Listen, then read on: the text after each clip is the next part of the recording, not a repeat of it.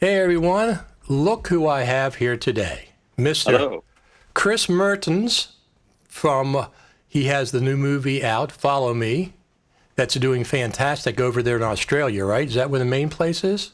Yeah, currently right now it's in Australia and Netherlands. It got released in Latvia as well, and in the next coming weeks we're going to be in a few more countries, and then next month it's opening in the Middle East. So it's out there. What, so the actual numbers that came in like the first 3 days was fantastic. What were they, 300, $400,000 or? Yeah, it was about $340,000 combined between Australia and Netherlands. In Netherlands, we opened at number two, right behind Scoob, which, funnily enough, is a Warner Brothers movie, and that's where I'm currently employed. I'm at Warner Brothers Animation, so Right. I'm inversely competing. I didn't work on Scoob, but it's just a funny the movie that beat us is with a company that I work for now. Right. So I'm competing with myself. So that was surreal. And then we opened at number three in Australia, which was like super crazy. I mean, it's opening weekend numbers only, of course, but yeah, almost 340K altogether just for those two countries. And yeah, so it's surreal. It's 200 screens in Australia, 90 in Netherlands.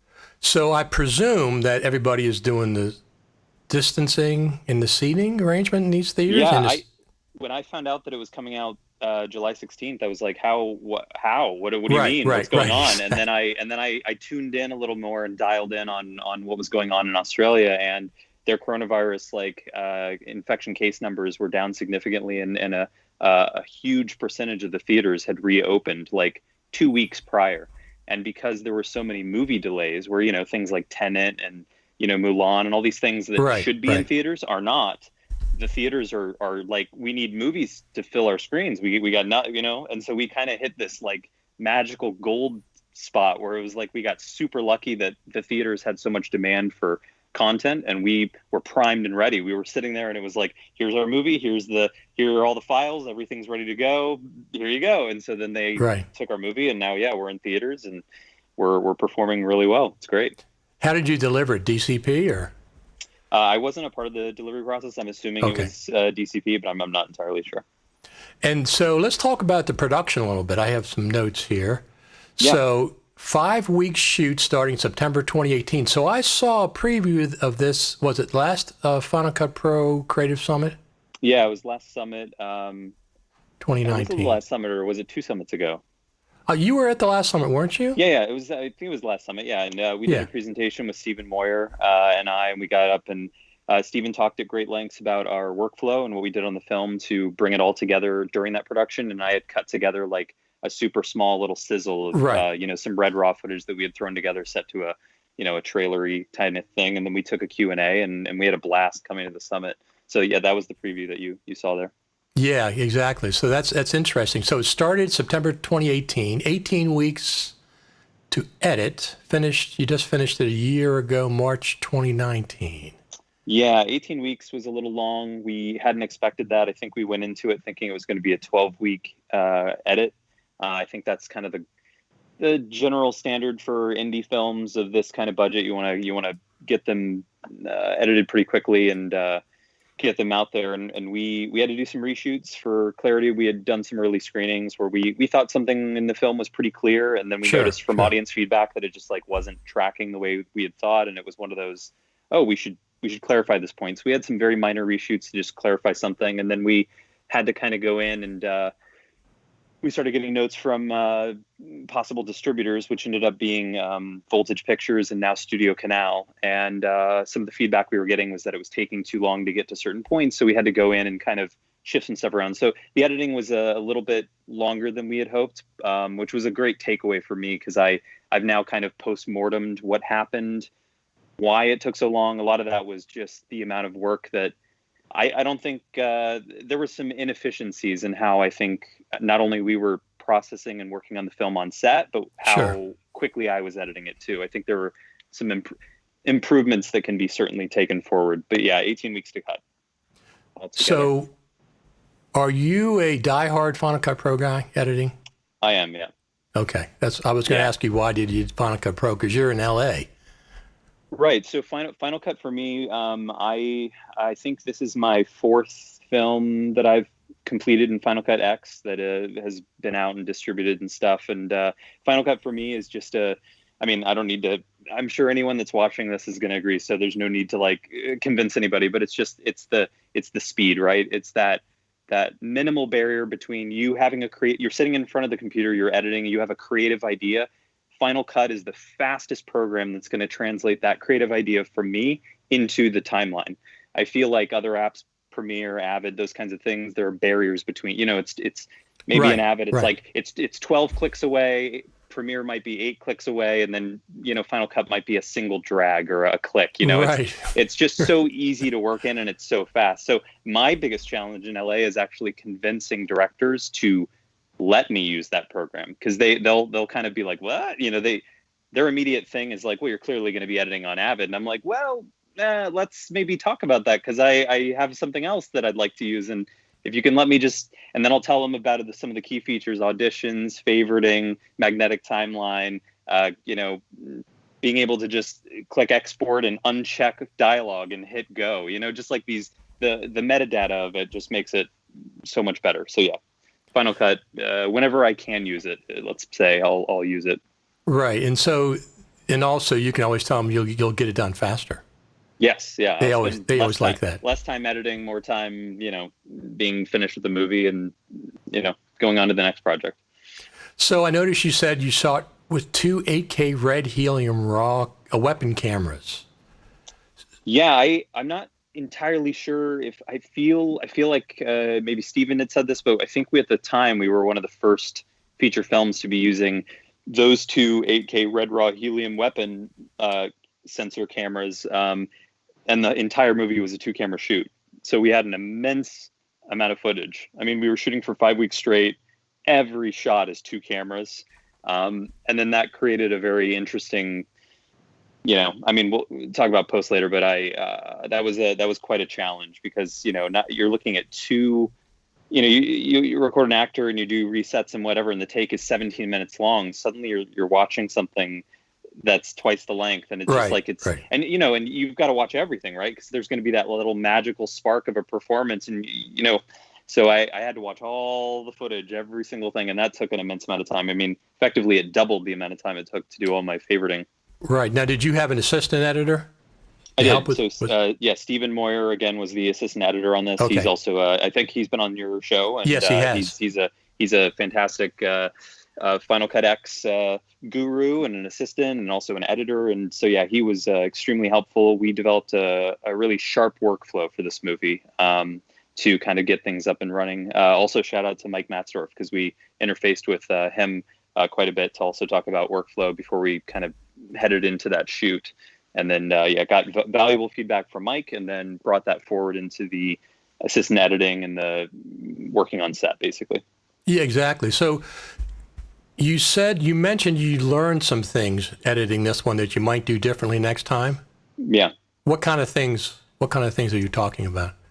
Yeah. So one of the cool things about working not only just with this director, but on this movie specifically, was that a lot of the film was shot, the premise, just quickly to kind of put this movie in context, it's about a super popular social media influencer named Cole Turner. He's a lot like a Logan Paul type personality. He's got a huge group of friends around him, and to celebrate his 10-year anniversary on this channel, which is similar to like a YouTube type of thing, his friends fly him out to Moscow to go to this hyper exclusive escape room that's kind of tailored to his fears, because he's kind of a celebrity. Okay. And so he gets flown, and there's this company that privately will design an escape room around one person. It's a pure experience for that person, and when they go through it, the whole thing's torn down, and then that's it. No one else goes through this thing.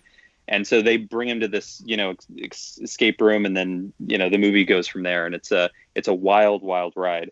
And so a lot of the film was shot on sound stages. And so editorial was allowed to be extremely close to the production, where they were pulling mags out of the camera. And I mean, it was 40 steps away. Wow. And then boom, they were handing them off to Steven, and he was throwing them into the system. And I was getting them into my timeline, and I was doing super, super rough cuts, so that at the end of the day, the director could walk in and watch, a relatively crappily edited, but just quick, assembly of what the scene was going to be. And then he would, multiple times he was like, oh, we didn't we didn't get that coverage of that thing, or we didn't get the close up of that clock, or we didn't, and they would run back out and go get something. And then other times they'd watch it and be like, okay, we got it, strike the set. So editing on set was a true blessing. Some of the things that we did do that were, I think, quite frankly, ended up being a waste of time is because we were shooting in Red Raw, we had a lot of flexibility in the Final Cut metadata to quickly color the clips. Right. You can drag those sliders of the ISO and the color. Sure. And we got a little caught up in coloring things where I was like, we'll just open it real quick and do a quick slide, lower the ISO and pump the color and the sat, and then we'll throw it into the bin. No big deal. And that just slowly, I mean, it just snowballed, and then we started becoming perfectionists about like, oh, it doesn't match the other clip that we did. Maybe we ended up coloring the movie on set, and we had no business doing that. It was an utter waste of time, and I should have spent that time, favoriting footage and stuff. Right. Now, did you use proxies? You didn't use the 8K footage, did you, to do those rough cuts? Well, so when we were on the iMac Pros, this is our first actual experience for, I think, Steven and myself using iMac Pros. And as you know, those machines are, I think you have one. Incredible. Right? No, yeah, I have a Mac Pro.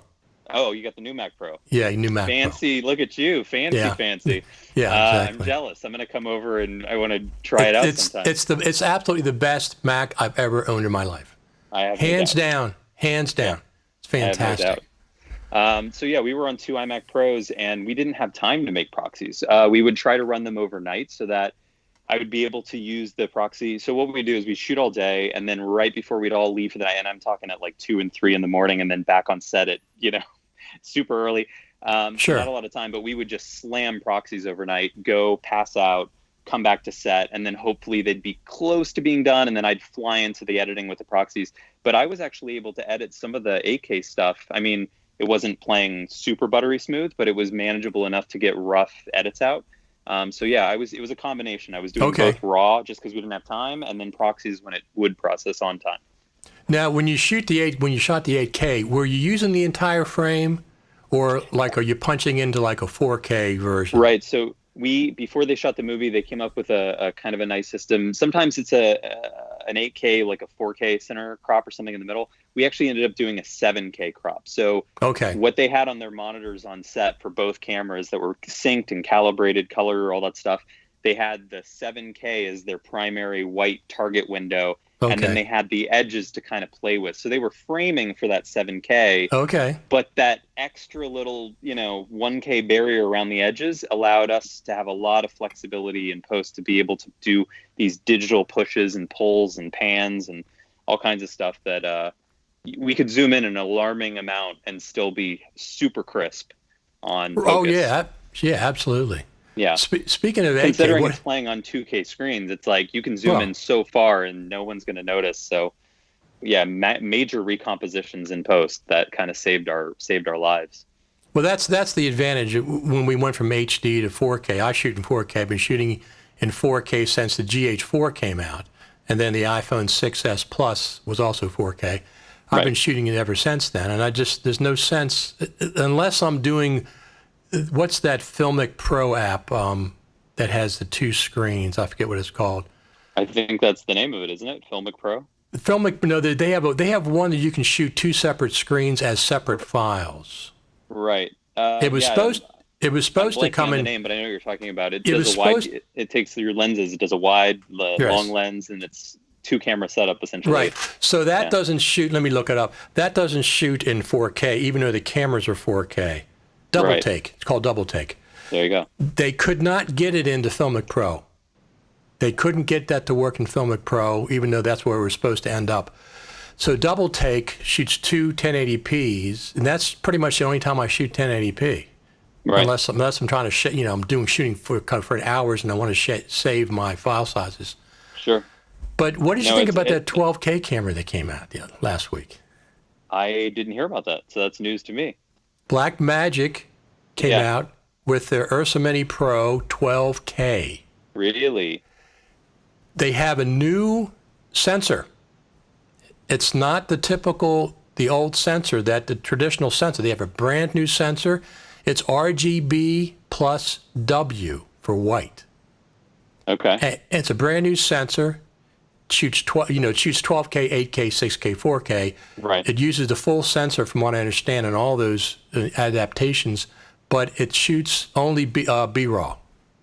Oh, okay. Yeah. And the body type is not It's the vastly Ursa larger, Mini or- Pro. It looks Okay. exactly like the Ursa. Exactly the same. Yeah. I wonder how the overheating and cooling and I don't know. Did the Ursa Mini Pro overheat?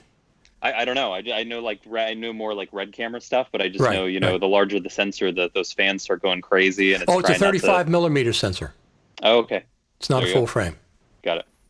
But That sounds nobody, we did one of these live sessions about the 12K.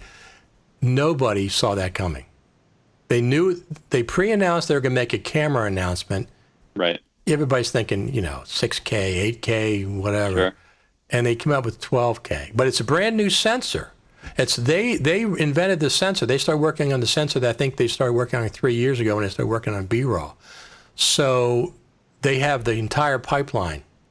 They have the Wow. sensor through the camera, and all their software from beginning to end now is the Blackmagic pipeline. They control everything.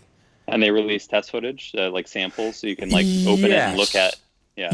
Well, they've done some. They said they're going to release the first cameras to people that are doing filmed high-end stuff. So Wow. yeah. Nice. So I mean, I don't. 4K is fine for me. Yeah. For years, as far as I'm concerned, I'm not. If I was, it's only 10K. The body's 10K. Sure. So if I was going to in that market for that kind of a camera, I certainly would look at this 12K just for the heck of it. Oh, it's Yeah, I Super mean, 35. Yeah. I know some people. Yeah, there's arguments about resolution and how high, and at a certain point does it feel pointless and stuff. And I can safely say, I mean, shooting an 8K and then being able to take a wide that is no longer working just for narrative pacing, and it just geography wise doesn't make sense. Right. And punching in on what effectively is indiscernibly a close up that looks like it was a 50 millimeter close up. And then watching that, on my TV, I've got a LG OLED, and I'm watching it. I'm like, that just looks like a close up that they shot. That's insane. Like the fact that you can punch in that far. So Sure. yeah, it's ultra valuable. I mean, there does get a little bit of a blurry line of you're doing so. You've got to be careful, right? Because you've got to honor the original intent of what the creative vision was on set. Right. You don't want to mess with it. You don't want to George Lucas it. No offense, George Lucas, but Right. add walkie talkies to things and changing it so much that it's like, what was the point of even shooting it the way we did? So yeah, we didn't manipulate it that much. I'm hoping to overstating that. It's just really cool that you can when you need to. Absolutely, like you said, because it's being seen on a 2K screen, so Right. you have a lot of leeway there. So the budget was under $5 million, so people know, which is Yep. under $5 million is like a lot of money. Yeah, it's a lot, and to be able to edit something in Final Cut X felt like a go team Final Cut X. It felt great to be able to bring that NLE into that mix and not only edit the movie, but then deliver it and Sure. be proud of it and know that the movie exists because of that is so cool. Yeah. So when you were at the summit last year, the Apple team was there. Did they know you were working on this film then? They did. So Okay. we actually ended up. This is kind of I don't know if this is unheard of, but this was something I had never heard of, and I was blown away when I found out. But essentially, when we went to the summit, Apple was aware of the movie. Our production or our producers and whoever got in touch with Apple, and we ended up getting complete clearance to use Apple devices, and Apple shipped us a number of the late iPhone whatever 11 or whatever the latest one was in 2019. 11, right? Yeah, Oh. 11, and they shipped us a box of 7 of them in pristine condition, and it was use these however you want. Use the screen. You don't have to replace graphics. You can be using iOS openly. You can be showing the Apple logo. Just use the phones and do whatever you want. And the movie's being edited in our software, and you're using our phones. That's And so fantastic. Yeah, and then when we were done, we just put them. They were all scuffed, and some of them were broke. It was Right, they'd been well, through hell and back, and we right. threw them back in the box, and we shipped them back to Apple. So we got an exclusive iOS devices deal with Apple, which is kind of crazy. Yeah, that is crazy. The 11 came out last year because I got the 11 11 Right. Pro Max. So it must have been the 10 for the Right. year before that. And then it was kind of cool because at the summit, we noticed that a couple of those Apple, because I think right after that or the next day, it was the Apple will answer whatever questions anyone, they had that big meeting where it was like, let's openly discuss and ask questions and take your questions, which was a very un-Apple thing to do. Right. And some of those Apple people were in the back of the room watching our little sizzle. And so I was like, they're watching us. They know we made the movie. They know and some of the shots of the phones are in the sizzle. And I was like, this is so cool. It's all coming together. Yeah, absolutely. So, the summit last year, up to this last year, has been in person, and one of the best things was talking to the Apple people in that private meeting. We can't discuss what went on; that's part of the deal. But having the meeting itself is not that's public, so that's not a problem. But this is the second year or third year they've done that, and that's one of my favorite. I mean, I'm coming from the East Coast. I'm not coming to the West Coast to get, take the lessons and tutorials and all. I'm coming there to meet friends. Like I've met you twice now. Right. I put up the one clip yesterday from the summit before, and then last year I saw your clip of this Follow Me movie, which at that point I was really intrigued just from that the little bit you put together then. So we got a lot of comments. Go Team Final Cut Pro 10. One of the things I hear all the time, we need Apple to support B-roll. Absolutely. Yeah. I don't know what the holdup there exactly is. Something to do with Blackmagic and Apple. Maybe they're having a snowball fight. Who in the heck knows? But especially with this 12K camera, if this 12K camera takes off, it only shoots B-roll. That's how they get 12 part of the deal. Right. So let's do. It was entirely shot in Los Angeles. I was kind of surprised that it was entire. The movie takes place in Moscow, and we right, shot exactly. in Los Angeles. Right. I'll just say we very, very creatively used some of the kind of like downtown areas, and we had one of the, I forgot the name of the hotel, but like a really fancy hotel. We doubled one of the airports out here for the Moscow airport, and they just did some really like When I heard we were all shooting in Los Angeles, I had kind of a bit of an eye roll, and then when I was actually watching the selects and watching the dailies of what they were making, I was like, yeah, this replace a little bit over here and take this away, and I mean this, and then replace the sign, and so now when we watch the movie, we had a screening. So the movie has a lot of Russian people in it, and when we did our casting, we only had actual Russian people. We didn't want anyone coming in doing phony stuff. I mean, there's a lot of spoken Russian in the film and no subtitles. And that's on purpose because the whole kind of lens of the movie is a fish out of water. It's this rowdy, wild, loud American guy going to a foreign country, being a typical American guy, but then like everything starts going south and you don't know why either. And there are Russian characters having open conversations around him. And as a viewer, you have no idea what they're saying. Right. And all of it's legit. It's all written out correctly in Russian. And we had real Russian actors saying all the lines. So it's a bit of a trip when you watch the movie because you don't have the subtitles, but in the end, you don't need them to be able to process what's going on in the narrative. And so, ultimately, all those Russian actors came to our casting crew. And afterwards, we were like, did it work? Does it feel like Moscow? And there was some smirking and a little bit of like, the one thing, maybe not so much, but overall, it's incredible. I can't even believe this was shot in Los Angeles. This is insane. I agree. The clip that I've seen, I thought you shot it in Russia. Yeah, it just from the outside.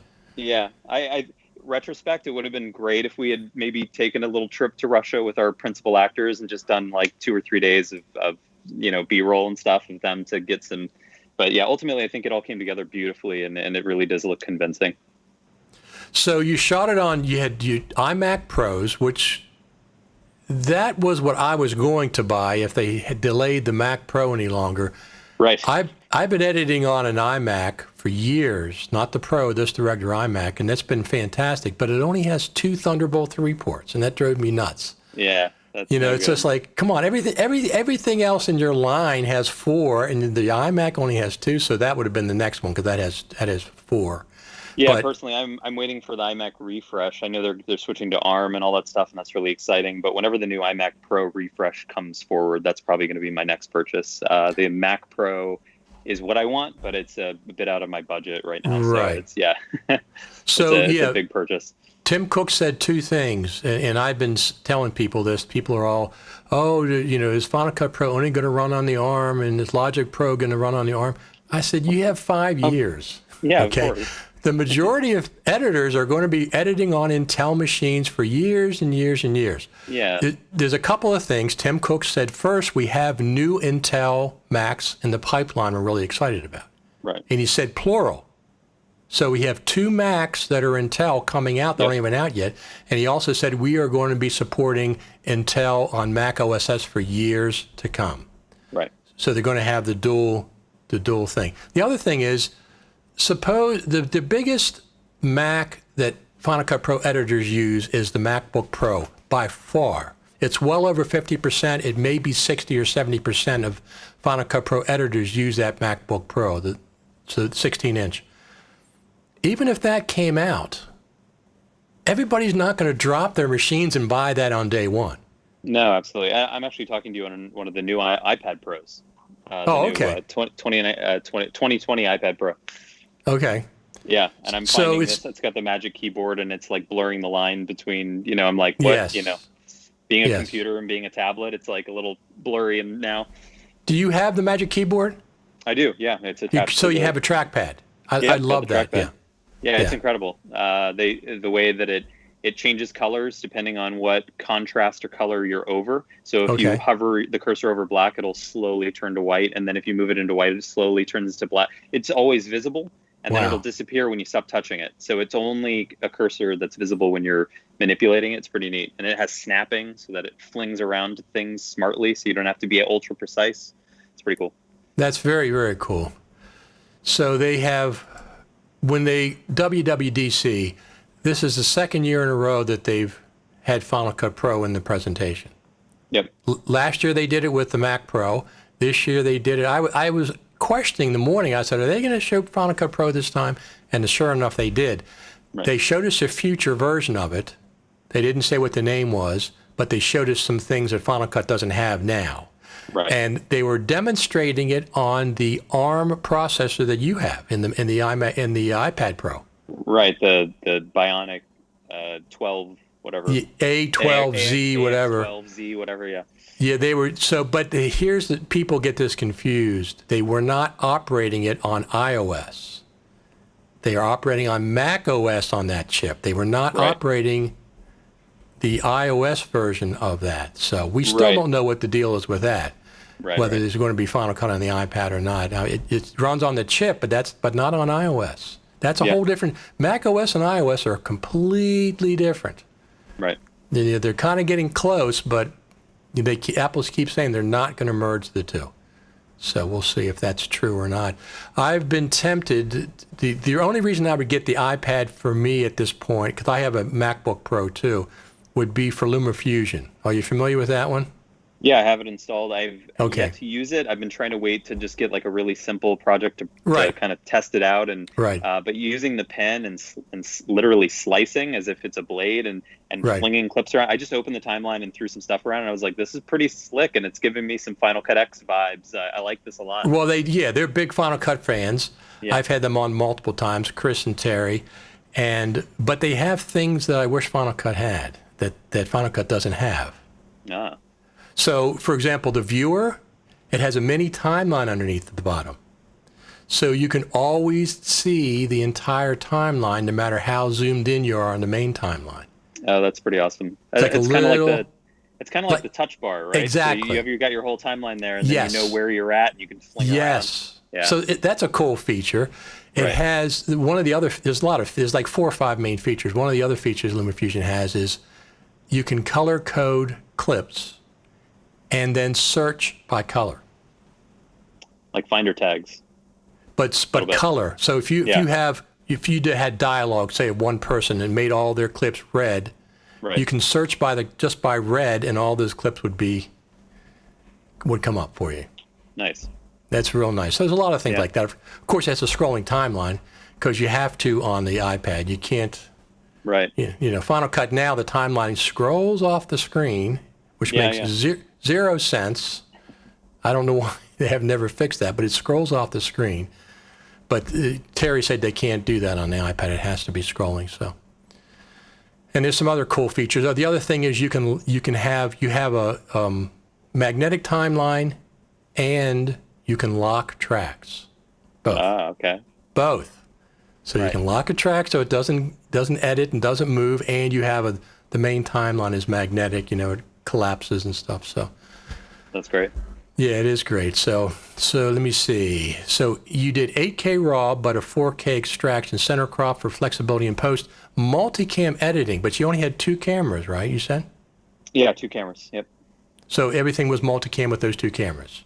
Yeah, primarily we did shoot. There were a ton of cameras actually. The multicam were just the A and B, but because we are doing a social media driven movie, and as I mentioned before with the Apple phones, all the actors are kind of within the narrative recording stuff on their iPhones in character during a scene. So you've got A and B cam, they do a scene, and let's say George and Cole have their iPhones and they're like, hey, what's up, Moscow? And they're doing stuff. Sure. As soon as they cut, we've got to get those iPhones and pull that footage. And then Steven was syncing the iPhone footage to that, footage as well. But we were keeping them outside of the multicams. And then syncing all the iPhones together. So we had a multicam of the just iPhones and then multicam of the Reds. And then we were stacking and doing that stuff. And so that whenever I wanted to be able to cut into one of their phone's perspectives, it would be in sync with what we were doing. And that was kind of wild. And then inside the escape room, the question is like, well, if they go into an escape room and they can't have their phones, how are we even watching the movie? And so, narratively, obviously the A and B camera, but to give us an extra flavor or perspective, the escape room is full of security cameras and they're GoPros. And so we have GoPros in every room. And so the GoPros are also, so in between the A, B, iPhones, GoPros, we had a ton of cameras that we were recording on at all times. And so trying to keep all that straight and synced, and it was a bit madness. No, I agree. And then one of the things I noticed in your notes, quick rough edits on set to make sure we had the footage before tearing down sets. What a great idea. That's a great idea. Yeah, that was fundamental. As I mentioned before, that we caught several things on the day where it was just like, thank God we threw this scene together. Because in my head, I'm like, we got it, and everyone on set, we got it. And then we watch the footage, we didn't get it. We got to get that. We got to shoot that. We didn't get that. And so then we'd go back and get more footage. So that was indispensable, I think. But we did learn a good lesson. Editorial was too close to set. And we had a situation where we had actors and people from the crew constantly wanting to come in to see the movie. Because think about it, we're on these sexy iMac Pros with that 6K screen, and we're looking at 8K red raw footage. It's beautiful.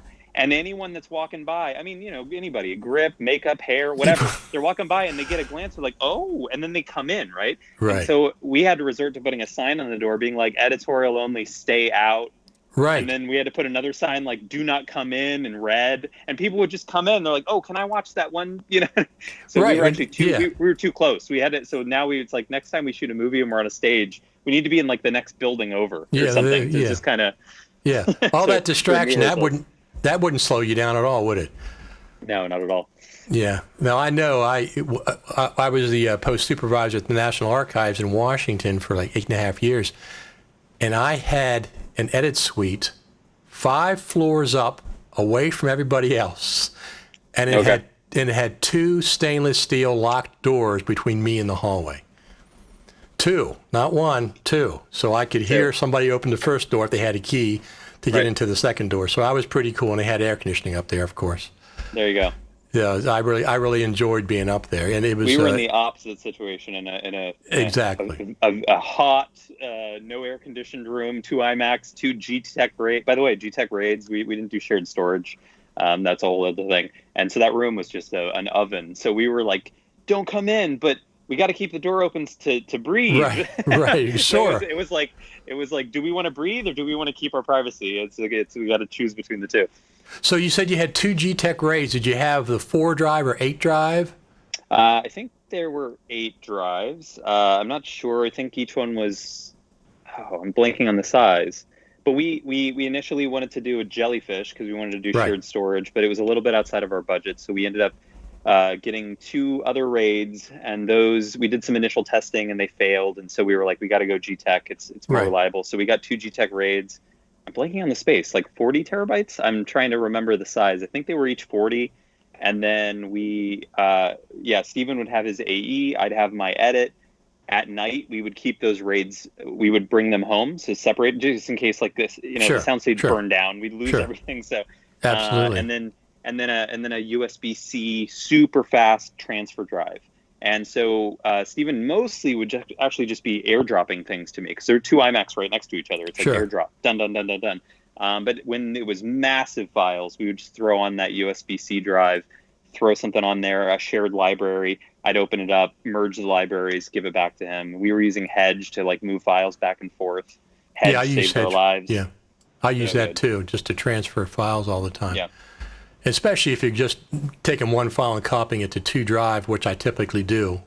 I always copy everything to 2 drive before I start editing, at least 2, sometimes 2 more. backups. Yeah. So you had the 2 raids. Were they duplicates of each other? They were, yeah. They were duplicates. Okay. And so Steven's was the always up-to-date duplicate, right on a dime. The mags are going into it. He's maintaining it.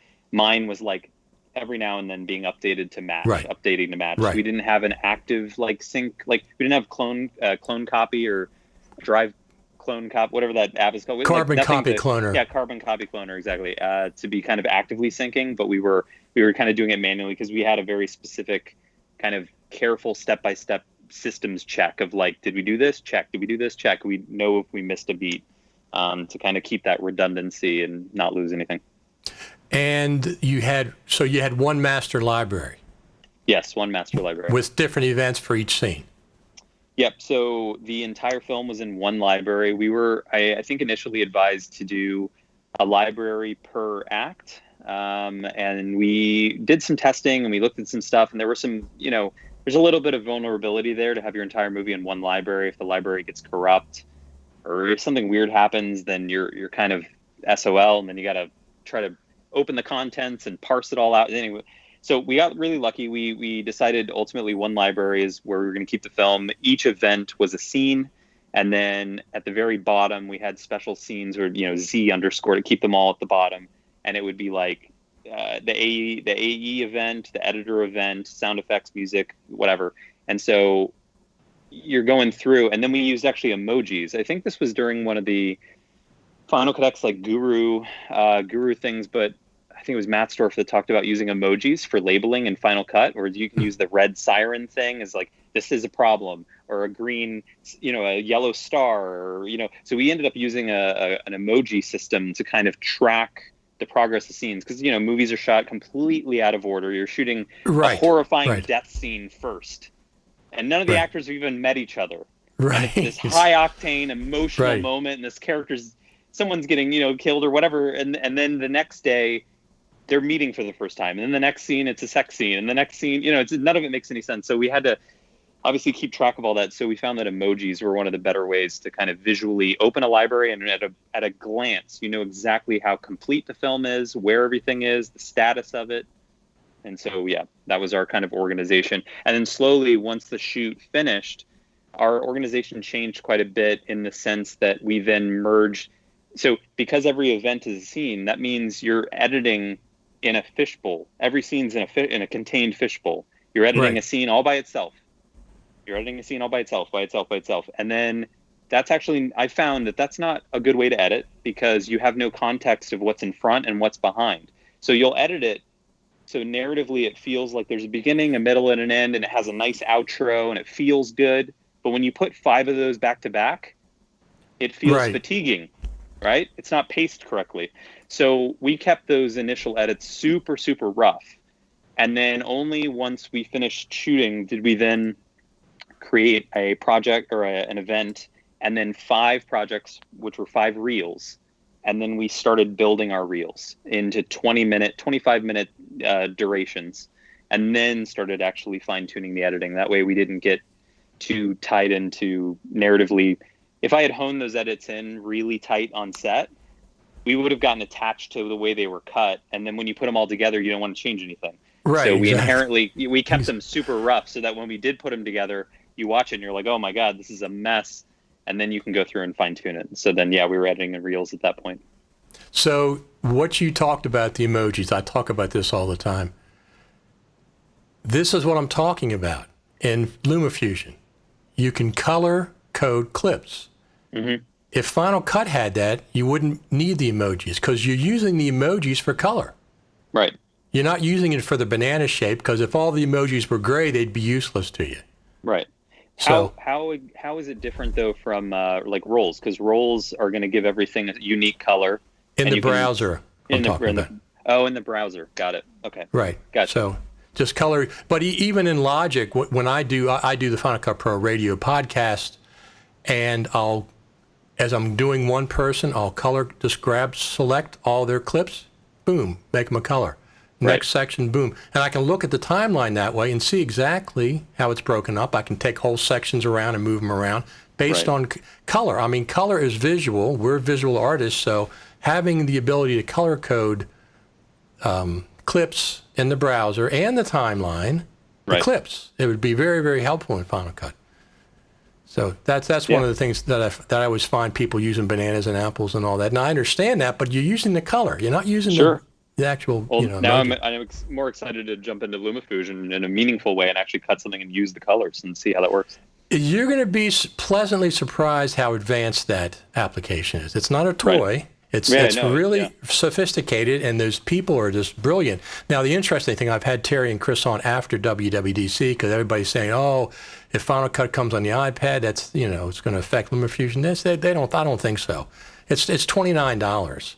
Right. And I think the tool that I'm getting used to that I didn't realize was going to be so fundamental in the way I use something is the pencil, the Apple Pencil, and I don't know. It's like when you're holding it, it's so precise and so tactile that I agree. I want to edit with a pen now, which is, I mean, you need the keystrokes and like the shortcuts to do quick maneuvers, but I want to navigate the timeline with a pencil. Right. So that's why have both of them. Yeah, exactly. And so now I'm excited about the arm movement because, I think the future is going to end up being that Final Cut X is going to be on iPads, iPad Pros, and you can open Final Cut X natively and edit in there. And if that's possible, then of course they're going to have support for the pencil. And then at that point, the creative can you imagine the types of things you could do, like lasso with a pencil and flick, and it flies off the timeline, and slice with a blade and move and pinch and fling in the pencil, all kinds of things. A Z, you could do letter shapes to do shortcuts. Like if you do a quick Z anywhere in the app, it'll pinch your timeline out back to full view. And then, a V, and then it flings it back open. You could it's crazy. Right. So, no, I agree that's going to be coming to the Mac. So one of the things when I talk to LumaFusion is one of the things I don't know if it's Big Sur or whatever, but you can run iOS apps on a Mac going forward. Right. You can't do the opposite. You can't take a Mac OS app and run it on an iPad, on iOS, but you can run iOS apps on the Mac when they get to these ARM chips, if the developer allows it. So that means LumaFusion is going to be available on the Mac. Now, I don't know what they're going to do with the pencil, though. You're right. They're going to have to do something with it, aren't they? Yeah, there's no way they're going to not utilize that tool. It's an integral part of the iPad experience. So they're going to have to do that, and especially with the move to ARM. And now, if you noticed, all of Big Sur's icons match iOS icons in shape and the rounded edges. Yes. It's like iOS and macOS. Not that this is a good thing, but they're slowly merging. I don't think they're going to become one thing, but they're merging so that the design language is completely indistinguishable between device. Like if you even look at Big Sur's their settings, they're like the little buttons that you would flick with your finger, but you're supposed to be using a cursor. And people are like, why do these look like iOS toggles? Like, why do they look? And it's because they're merging the design language so that if you jump from a phone to an iPad to a Mac to a whatever, you're going to your finger and your muscle reflexes are going to be the same, and you're going to know where everything is because there's no difference between the designs. And that's going to be, I don't know, like amazing once that's all kind of, I think there's going to be a rough transition to get there, but I think eventually it's going to be really seamless across the board. So that'll be nice. Your organization, when you start organizing this library, Did you do any finder organization? I left that to Steven to do kind of the find organization on the drive and the raids to kind of make sure. We obviously create a Zcache folder, and then, when you open Final Cut in your library settings, it's like put the cache outside of the library, put everything outside of the library, don't import anything, keep the library as small as humanly possible. Exactly. We want to be able to move this library around, back it up quickly. Exactly. And so, yeah, there was a bit of find organization, and then I had to be really careful because, when you're in the creative zone, you're in iTunes or in something, and you want to drag shit in. Right. You just want to grab shit and throw it in, but it's like you got to think a little bit more, and I got to put it in the Finder and organize it properly. Because then when our drives separate at the end of the night, if my structure and his structure don't match, when I give something to him, it's not going to relink, and it's going to go, hey, where's this thing? So, yeah, we had to be pretty careful about the Finder organization. In Final Cut, none of this will be a new lingo or a surprise to anybody that's probably watching this, but obviously I was utilizing in the rough edits just to kind of get a quick sense of the options that we had for takes. I was using the auditions feature for the director, where I had every take thrown into a stack, and I could quickly fling through them for the director, and depending on what his circle take, and I knew which circle take it was from the notes, and I would do the stacks, and then I'd have the circle take as the present one. And unless he complained or said something, I'd then flatten them. If he said something, I could just hit a keystroke and fling through the stack and go, how about this? How about this? How about this? He goes, that's the one. Flatten, flatten, flatten. And then using favorites, again, with the 2 cameras and the amount of footage we were shooting, doing the favoriting took forever. I'd say that was there's got to be a faster way to do that and watch footage. I think I took I was a little too crazy about it, where I was like, I'm not putting anything on the timeline until I watch it and favorite it. And it took too long. Next time I work on a project, I've got to be able to deliver like an assembly and a skeleton cut, like 3 weeks after the shoot is done. I mean, it's got to be completely built in 3 weeks. And then after that, it's got to be deadlines so that you finish the project a lot faster. I was so paranoid I might miss something. Because there's an A-cam on you, for example, Richard. This is the primary thing people are probably watching, but then there's this interesting B cam of your hands and what you're doing with your glasses, and I'm watching the whole B thing, and it's 30 minutes long. Right. You're like, and you're just like, and so if that clip is 30 minutes long, now you're sitting there for an hour, and it's like it just took forever. But ultimately, if I hadn't have done that, I wouldn't have found all these interesting, beautiful things that are in the movie. So I don't know. At that point, I wanted a clone of myself. I was like, you watch camera A, I'll watch camera B. Exactly.